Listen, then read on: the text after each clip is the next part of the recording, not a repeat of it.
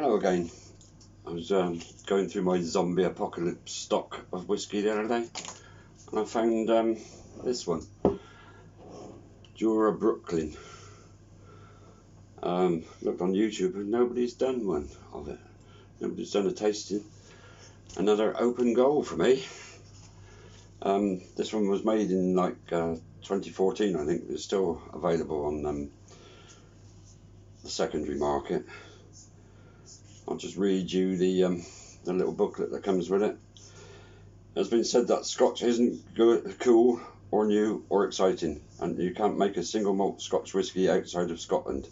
Actually, that's a rule, but we don't like rules, we like to break them. Brooklyn, it turns out, does too. So we ventured across the Atlantic to the streets of Williamsburg. It's very difficult to open this booklet. Park Slope and Bushwick and every neighbourhood in between, with one objective: to craft a world-class single malt Scotch chosen by the people of Brooklyn for the people of Brooklyn. Our road of a master distiller, Mr. Willie Tate, brought 6 Jura cask samples on his journey, each inspired by what we all envisioned the borough to be. We then enlisted the help of some of Kings County's most visionary and influential establishments in picking the right taste profile. And it goes on to list the collaborators. So I'll skip that bit. Jura Brooklyn has been aged in American white oak bourbon, Amoroso sherry and Pinot Noir casks. Note the aroma to roasted coffee beans, a scent our collaborators insisted upon. We've balanced it with traces of currants and figs. You'll also notice a taste of smoke, a nod to the borough's infamous dive bars. We've tempered this flavour with berries and honey. It goes on about, much like Brooklyn, Jura is an island in actuality, but also perhaps even more importantly, culturally. Unlike Brooklyn, only 187 people called Jura home. We make up for this with a teeming red deer population, much like your pigeon population, proportionately. We're also gifted with a temperate tropical climate thanks to the Gulf Stream. It goes on. So, it's made for the people of Brooklyn. I've never been there. It's not on my bucket list, and I don't think I've even met anybody from there, so I've no idea what Brooklyn is like. So maybe I'm not the one to judge it. So I was just judging it as a whiskey. Jura's been one of my favourites actually. It was my first foray into single malts. I think I bought a Jura. It was a 10-year-old Origin. Used to get a card in it like this. To start with, it only had 4 core ones.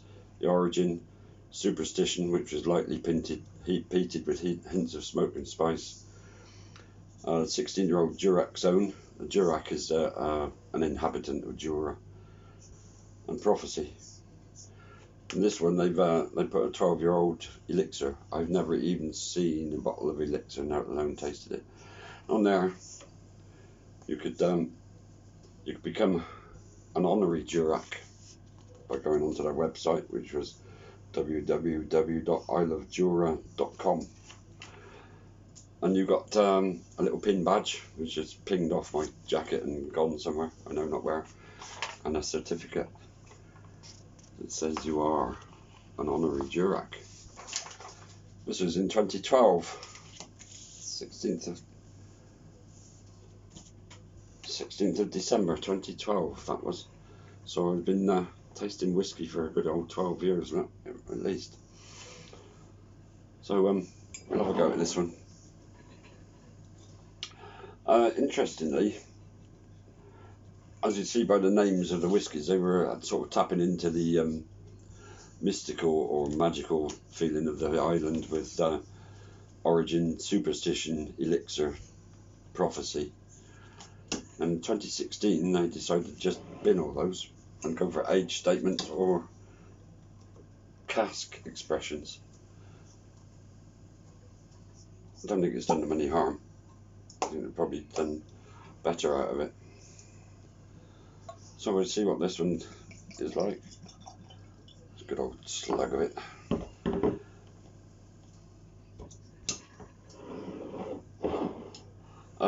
Just at the moment there's a beer advert for Brooklyn. It's called Brooklyn, and that's the only words they say on it is Brooklyn.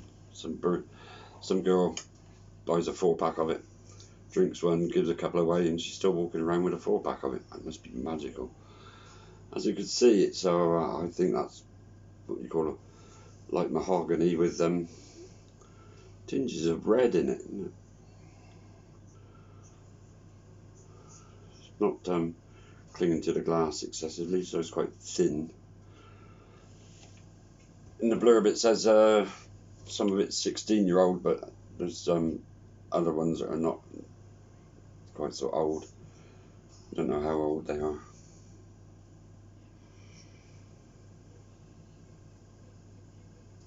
It tastes vanilla. I smell vanilla. It's oaky as well.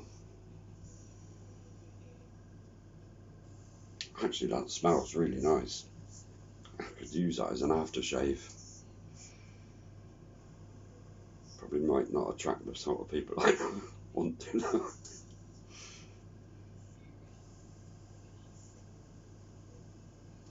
I'm trying to get the orange. I can't find any orange in it.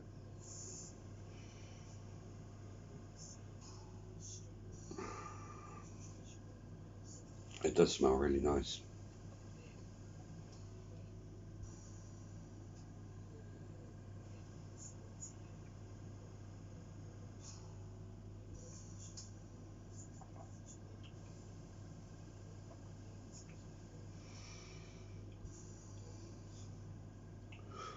Ooh.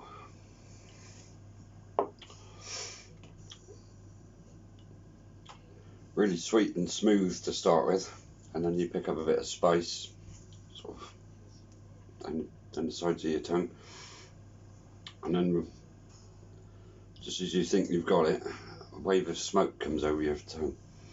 I like smoky whiskey, and I like this. It's not quite it's quite thin. It hasn't got a really sort of full-bodied mouthfeel, but it's I like it.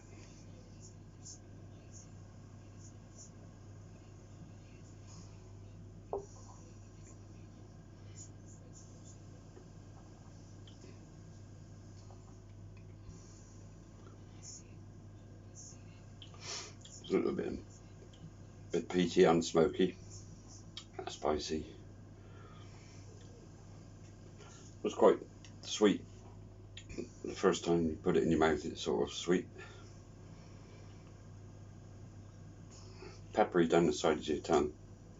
Now it's leaving it to finish now. And it's sort of peppery, smoky on the front of my tongue, peppery on the roof of my mouth. Quite smooth. Seems to get pepperier as it goes on. Anyway, if you're a Jura collector, I would seek it out. It's actually one of the better ones. So again, it's 42% by volume. I can't see whether it's any colouring in it. Doesn't say it's chill filtered or anything like that, but it's rather a nice whiskey. So, as nobody from Brooklyn has done it, I've done it, but I have no idea whether it fits in with the spirit or sort of area of Brooklyn at all. So let us know. Thanks for watching. Bye.